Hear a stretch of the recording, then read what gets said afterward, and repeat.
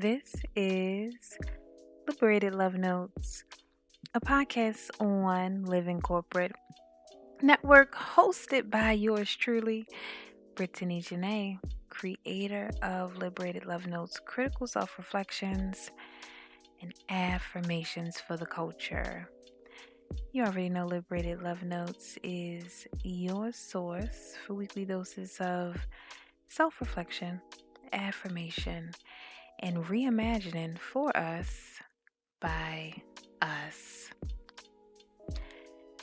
So, I came across this meme on Instagram a few days ago that really hit. Really hit. I've shared with y'all before in the intro that over the last couple of months, I've really been prioritizing the intrapersonal work, right? Those internalized narratives, forms of oppression, and dehumanization that legit live in me, sometimes unbeknownst to me until I really do the work of pausing and reflecting, sitting with it. Anyways, this meme came up and it hit. It actually read, internalized capitalism looks like. So it reads, internalized capitalism looks like, and it lists a few behaviors, y'all. I'm going to read these off. Internalized capitalism looks like feeling guilty for resting. It looks like your self worth is largely based on doing well in your career. It looks like placing productivity before health. It looks like believing hard work equals happiness. It looks like feeling lazy even when you're experiencing pain, trauma, or adversity. It looks like using busyness as a way to avoid your needs. Y'all, and so it hit because I saw myself in not just one, but like several of these, right? I can absolutely recall times where, you know, largely I saw my self worth driven by or influenced by like my career trajectory, right? Like what I was doing, how I was making gains. That's what I was, or have tied or connected my self worth to. I absolutely can recall, you know, being in situations where I used busyness or staying busy as a defense mechanism. Some might even call it a trauma response. I have and still do sometimes find myself feeling bad for being lazy, right? And I put lazy in quotes, even when the moment calls for rest. And so I read this gem of a post and sat with it because it gets at, again, that internal self abolition work, right? That I think is critically important as we strive, or at least I know I strive to show up as my most liberated self. It also made me think about the work of Trisha Hersey, otherwise known as the Nat Bishop, on Instagram over at the Nat Ministry. And Trisha Hersey, for years in her work, has been making the connection between grind culture, colonialism, white supremacy, specifically calling for rest as a form of resistance. She echoes the work of our ancestor Audre Lorde, who shares that caring for myself is not self-indulgence, it is self-preservation, and that is an act of political warfare. All of that, y'all, just really, got me to thinking, was even affirming as I have really been trying to be more intentional about actively disrupting the lie of anti-Blackness and colonialism, that would suggest that my Black body, that our Black bodies' primary function is to do, right? Right? That our primary function of being here is to do, to be productive, to be a tool for production, right? Not just be, but to do. So much so, right? How many of you can relate to feeling badly for resting, for pausing? Or at the end of a day or week, sometimes I'll find myself lamenting more about what I didn't accomplish or get done versus basking in the gratitude and blessing of all I was able to do. Or even more that, that simply I woke up that morning, that week, that I am alive and well, being, right? I think about how who we are. I think about how who we are is almost always inextricably bounded with what we do. So much so that, like, when you meet folks, and obviously this was before pre-pandemic, but in like social and networking capacities, that's almost always what people ask first, right?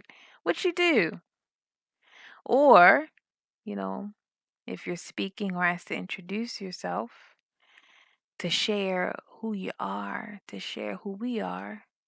How many times have we led with our jobs, right? What we do, our work.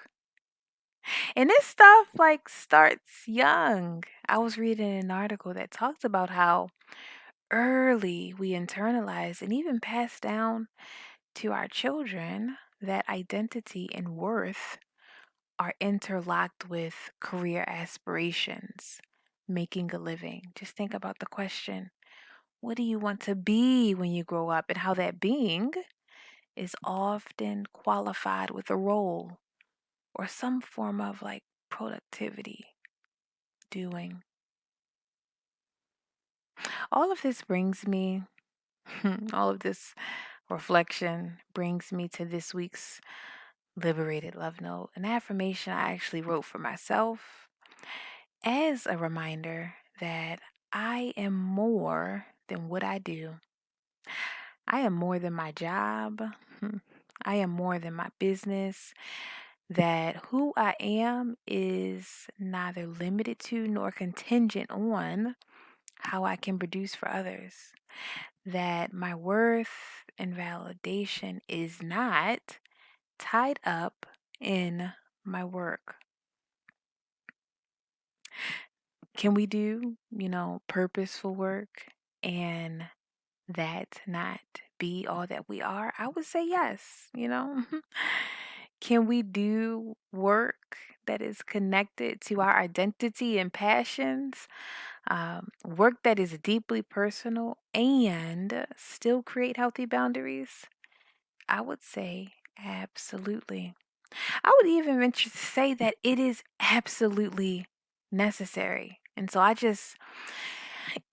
speak from experience as a Black woman working in the equity, justice, inclusion, space. Part of this delineation of what I do from who I am is in service of my own self concept. I remember finding myself in situations where I was perhaps internalizing messages or narratives related to my effectiveness in this work based on like hella structural things, y'all, right? And so just think, global pandemic 2020, Black folks are getting killed and arrested on camera on top of being brutalized by our criminal justice, healthcare systems, also being harmed by corporate America. And here I am working in the capacity of, diversity, right? Pushing diversity training. It just, at some point didn't feel urgent enough. Like I started thinking to myself, like, okay, what in the world is this work a lie? Am I ineffective? Am I doing this work in a way that is not effective or impactful as it could be? Does that make me ineffective and not impactful? What else do I need to be doing more of? Right? I only feel worthy or validated when someone or others deem it so. Y'all, these are the lies. Well, these are the lies I caught myself telling myself. These are the lies we tell ourselves. I might assume that we've all been there. And so, put simply, my love note to self, and certainly you all, is this, all right? I am not my work. Go ahead and say it. I am not my work. My work is not my worth. I am not my work. My work is not my work.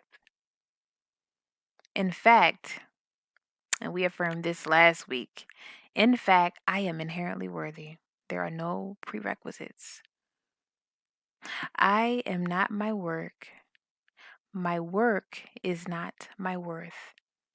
In fact, I am inherently worthy. There are no prerequisites.